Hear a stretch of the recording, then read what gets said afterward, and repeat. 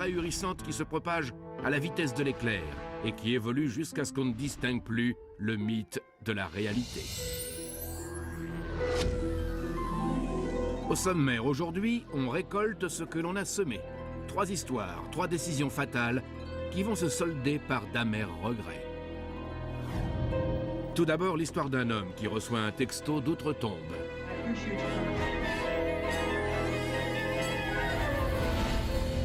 Ensuite, un mensonge bénin va changer à jamais la vie d'une jeune femme. Et enfin, un avocat se lance en aveugle dans une romance virtuelle. 3 histoires, une seule est vraie, laquelle? Regardez attentivement, vous saurez si vous avez vu juste à la fin de l'émission. Notre premier récit s'intitule « Où es-tu » Danny Smith est inspecteur de police en Floride. Dans son domaine, c'est ce qu'on appelle un crack. Mais cette affaire a bien failli le faire craquer. C'est l'une des 3 ou 4 affaires dont je me souviendrai toute ma vie. Elle va mettre Danny dos au mur. On n'avait pas le droit à l'erreur. Et il va tout miser sur un plan audacieux. J'estimais nos chances de réussite à 2%. Tout a commencé en 2009 à Miramar, en Floride. Un agent de police entre dans le bureau de Danny. L'affaire est grave. Une femme du nom de Lisa Spence a disparu depuis une semaine. Lisa était un bourreau de travail. Elle cumulait 2 emplois et avait 2 magnifiques enfants, une fille et un garçon. S'agit-il d'une fuite ou d'un enlèvement? Danny cherche des réponses auprès de son petit ami, Paul Edwards.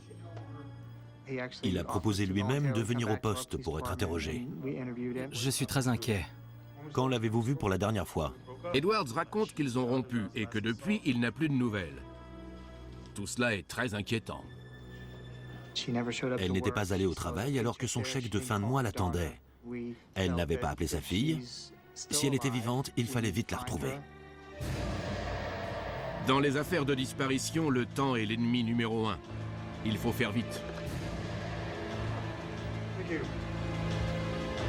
Danny obtient le relevé d'appel du portable de Lisa. Elle a apparemment envoyé des textos à des amis et à des parents après avoir été portée disparue. Vous avez reçu un texto de sa part. On a contacté ces personnes et elles ont toutes répondu « Impossible ». Lisa n'envoie jamais de texto. C'est vrai? Lisa serait-elle vivante? On reste en contact. Ces textos disaient « Je suis à Jacksonville. Je vous appelle dès que j'ai du crédit. » Mais les données fournies par l'opérateur ne concordent pas. Les textos n'ont pas été envoyés de Jacksonville, mais de Miramar. Et les messages sont très différents. Il disait « Je ne suis plus avec Paul, mais il a vraiment été très correct. C'est quelqu'un de bien. » Pourquoi Lisa aurait-elle rompu avec son petit ami, puis envoyé ces messages? Danny a une intuition. On a demandé les relevés de son petit ami et on a découvert quelque chose de bizarre. Chaque fois qu'elle envoyait un texto, le téléphone de Paul Edwards se trouvait dans la même zone. Mais où est Lisa? Danny est convaincu que Paul est mêlé à sa disparition. Il demande un mandat de perquisition pour fouiller chez lui. Mais en vain. Il n'y a rien. Comment ça? Rien. On n'a pas trouvé grand-chose. Paul Edwards cesse alors de coopérer avec la police. C'était un coup dur. On pensait être sur la bonne piste. On croyait avoir un suspect valable. On espérait encore la voir réapparaître en vie. Mais à mesure que les jours et mois passaient, on commençait à douter. Les policiers se rendent à l'évidence. Lisa est certainement morte. Ils pensent qu'Edwards est responsable, mais ils ne peuvent le prouver. Ils sont dans l'impasse. C'est alors que Paul a une idée un peu folle. Brian, tu peux venir? Personne n'avait jamais fait ça à la brigade criminelle. Danny fait un clone du portable de Lisa. Il veut tendre un piège à Paul en lui envoyant un message depuis le numéro de Lisa. Mais il y a un hic. On a contacté ses amis pour demander comment elle s'exprimait par SMS. Ils ont répondu « mais elle n'en envoyait jamais ». Il faut que le message soit crédible. L'issue de l'enquête en dépend. C'est bon? C'est fait. Qu'est-ce qu'on écrit? Si on mettait... Où es-tu? Non, regarde. Danny a trouvé le message parfait. On a fait une faute d'orthographe, comme quelqu'un qui écrit très vite. Le message disait « Attends un peu que j'aille mieux ».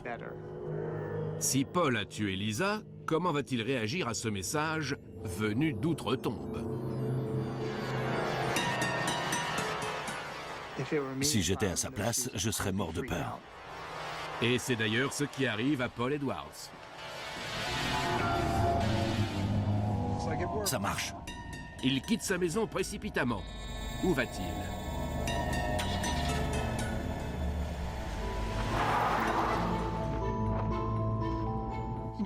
Il a conduit un peu au hasard.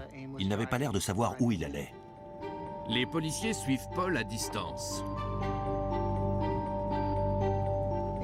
Il a fini par se rendre à l'endroit où il voulait aller depuis le début. Et quand Paul Edwards repart, la police inspecte l'endroit. Il s'agit d'un chantier abandonné. Ils vont y faire une découverte macabre. On a des chiens dressés pour repérer les cadavres. L'un d'eux nous a guidés vers un baril. À l'intérieur, ils découvrent le corps de Lisa Spence. Le faux message a si bien fonctionné que Paul Edwards a voulu s'assurer que le corps était toujours là où il l'avait laissé. L'ironie du sort, c'est l'expression qui décrit le mieux cette affaire. Il a utilisé le portable de Lisa pour envoyer la police et sa famille sur une fausse piste. Et au final, c'est grâce à ce même numéro de portable qu'on l'a piégé. Un SMS venu d'outre-tombe conduit la police au cadavre d'une femme et à son meurtrier. Fait réel ou légende? Il faudra attendre la fin de l'émission pour le savoir. Pour vous faire patienter, voici une mini-légende. Mini-légende numéro 667, la politesse ne paie pas. En 1987, des braqueurs chinois se sont sentis obligés d'envoyer un mot de remerciement à la banque qu'ils avaient récemment cambriolée. Comme ils avaient utilisé des gants, ils ont cru que la police ne les retrouverait pas. Mais 5 ans plus tard, ils faisaient moins les fiers. Avec le développement des tests ADN, les flics ont pu les serrer. Ils avaient laissé de la salive sur l'enveloppe. Alors, vrai ou faux? C'est complètement faux. Il existe des tas d'histoires vraies au sujet de voleurs maladroits ou idiots qui se font prendre bêtement. Mais celle-ci n'en fait pas partie. Légendes urbaines, ce sont 3 histoires. Certaines sont vraies, d'autres sont de purs mythes. C'est à vous de trancher. Nous vous avons déjà raconté l'histoire de Paul Edwards, meurtrier de sa petite amie qui a été piégée par un faux SMS. Cette affaire est-elle réellement arrivée? Vous le saurez à la fin de l'émission. Pour l'instant, un nouveau récit vous attend. Il s'intitule « C'est pas le pied ».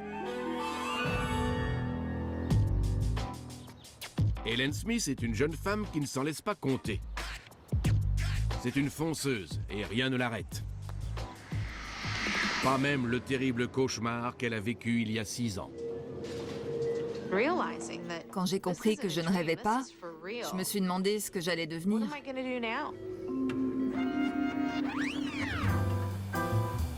L'histoire commence à Buffalo, dans l'État de New York, à l'été 2004. Hélène se rend à l'hôpital pour se faire retirer un oignon au pied. C'était une opération très simple, sans complications à craindre.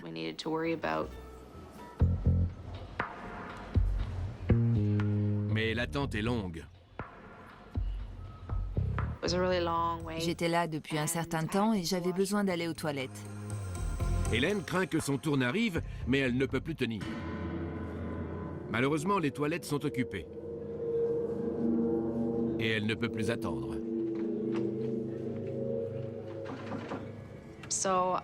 Alors j'ai décidé d'utiliser les toilettes pour handicapés.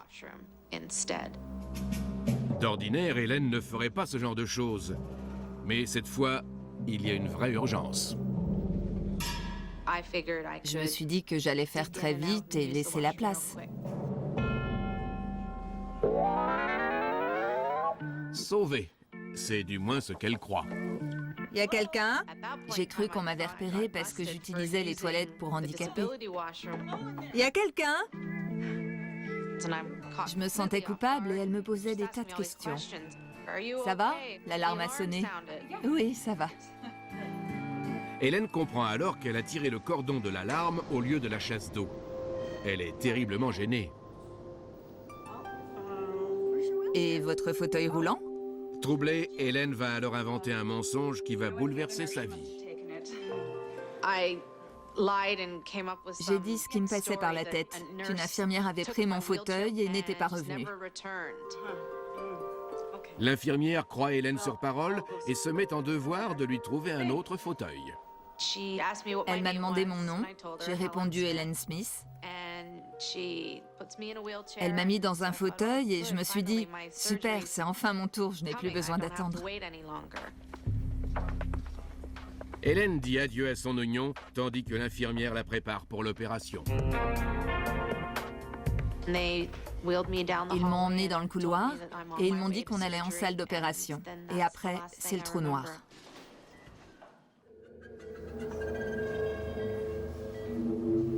Hélène revient à elle et sa vie ne sera plus jamais la même.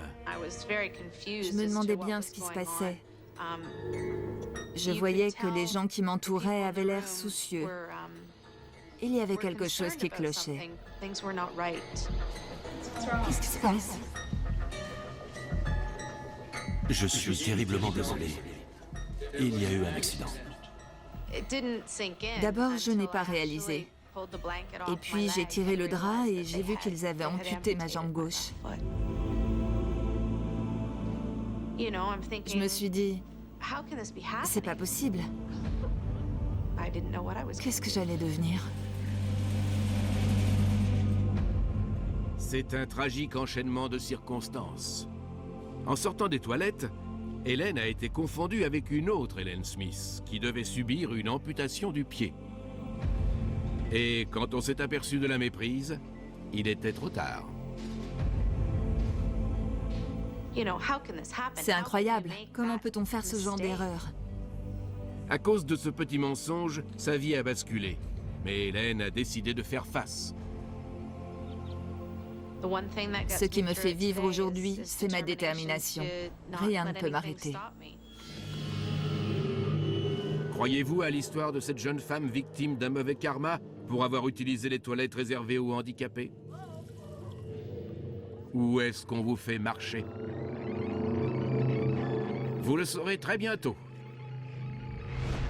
Pour l'instant, écoutez cette mini-légende.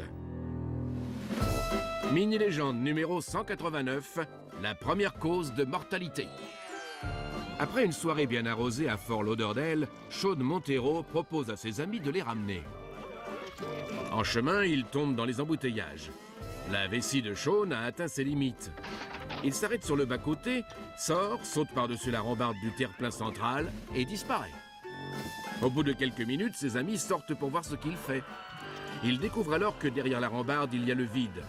Sean s'est jeté sans le vouloir du haut d'un précipice de 20 mètres. Vous croyez qu'on vous fait prendre des vessies pour des lanternes? Eh bien non, c'est vrai. Et le plus terrible, c'est qu'un policier était mort dans les mêmes circonstances et au même endroit quelques années auparavant.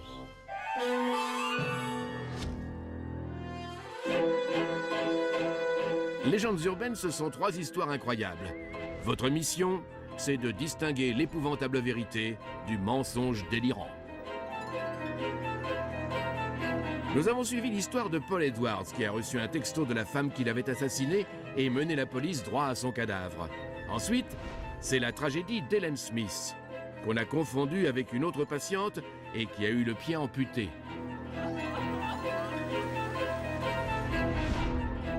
L'une de ces histoires est-elle vraie? Vous le saurez à la fin de l'émission. En attendant, voici notre dernier récit. Nous l'avons intitulé « C'était écrit sur ton mur ». Victor Kostalecki sait que la vie est parfois plus étrange que la fiction. Il s'est retrouvé au cœur d'une arnaque si élaborée qu'elle semblait sortir tout droit d'un roman. Je n'ai rien vu venir. J'ai vraiment été possédé. En 2004, Victor vient de s'établir comme avocat à Chicago et il n'a guère de temps pour les loisirs. Je venais de terminer mon stage et d'être appelé au barreau. Je travaillais jour et nuit. Victor a quelques amis, mais sa vie sociale est plus virtuelle que réelle. C'est d'ailleurs en ligne qu'il rencontre Carla. Elle m'a demandé de l'ajouter à ma liste d'amis, mais je ne la remettais pas. Victor protège sa vie privée et en général, il n'accepte pas des gens qu'il ne connaît pas. Elle était vraiment jolie. C'était mon genre en fait. Je crois que j'ai dû me montrer un peu optimiste et succomber à un moment de faiblesse.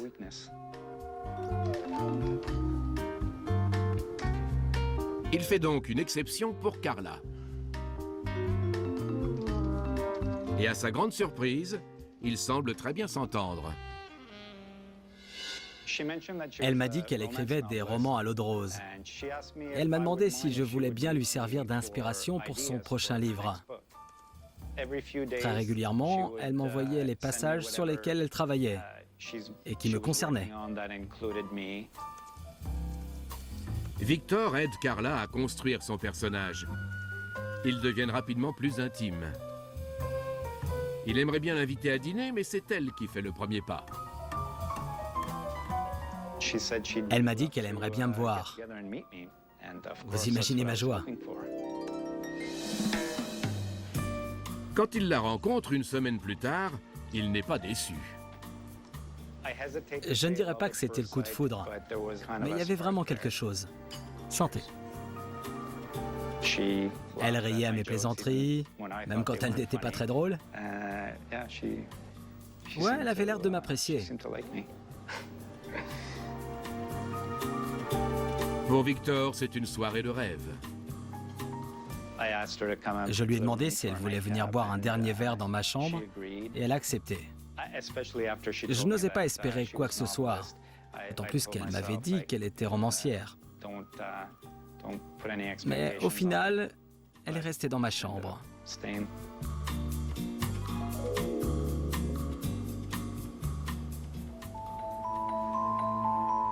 Pour Victor, ce week-end s'est déroulé à merveille. On s'était vraiment très bien entendu.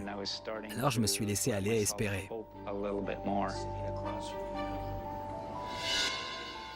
Désolé, le numéro que vous avez demandé n'est pas en service. Mais une semaine plus tard, Victor commence à avoir des doutes. Je me suis dit qu'elle m'avait manipulé, qu'elle s'était servie de moi pour écrire son livre. Victor croit seulement avoir le cœur brisé, mais c'est toute sa vie qui va basculer. Un jeune couple est arrivé chez moi sans prévenir. Ils m'ont demandé ce que je faisais là. Vous deviez partir la semaine dernière. Vous vous êtes trompé d'adresse. Ils m'ont répondu « Non, pas du tout. Nous avons visité cet appartement avant de l'acheter. » Et nous l'avons payé cash. Victor appelle alors la police, convaincu que les autorités vont donner tort aux intrus. J'ai découvert qu'ils avaient le titre de propriété de mon appartement. Victor est stupéfait. Quelqu'un a vendu son appartement à sa place. J'étais complètement sous le choc. Il est la victime d'une arnaque très élaborée. L'an dernier, les victimes ciblées via les réseaux sociaux ont augmenté de 30%. Carla s'appelait en réalité Carl Martin. Il a choisi Victor à cause de leur grande ressemblance physique. Carl a d'abord créé le profil de Carla pour accéder aux informations personnelles de Victor. Ensuite, une call girl professionnelle a exécuté la deuxième phase de son plan machiavélique. Elle a fait un double des clés de son appartement. La femme que Victor a rencontrée à l'hôtel a été engagée par Carl pour l'appâter. En fait, ils étaient complices.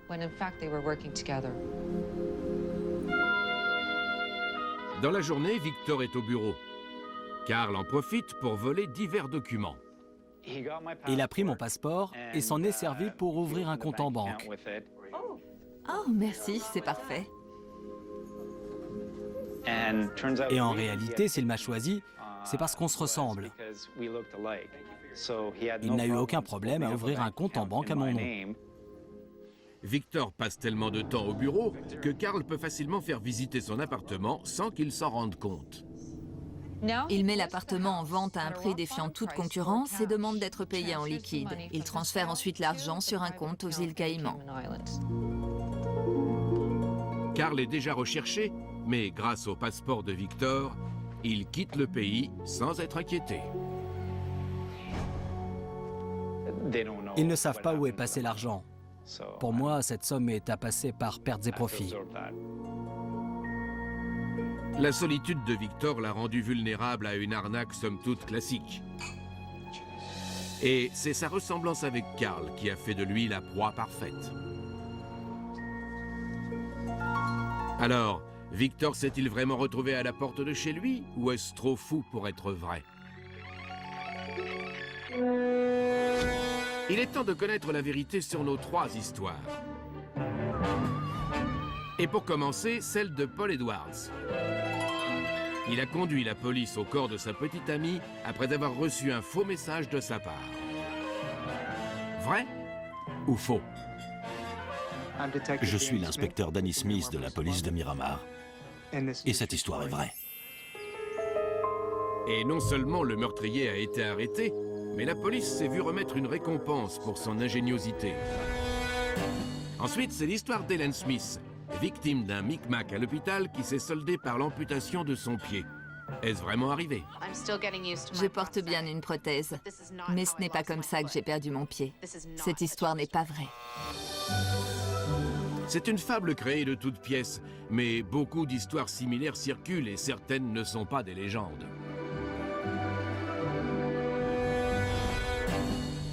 Reste l'infortune de Victor Kostalecki et de l'arnaque qu'il a laissée avec un vide dans le cœur et un trou dans le portefeuille. Est-ce vraiment arrivé? Carl Martin a volé mon identité, mais moi, j'ai volé celle de Victor Kostalecki. Et je vous ai arnaqué. Cette arnaque est une pure affabulation, mais le vol d'identité en ligne alimente une grande quantité de légendes urbaines. Et c'est la fin de cet épisode.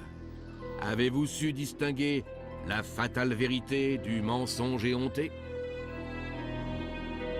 Et si ce n'est pas le cas, ne vous en faites pas. Vous pourrez vous rattraper lors du prochain épisode de Légendes urbaines.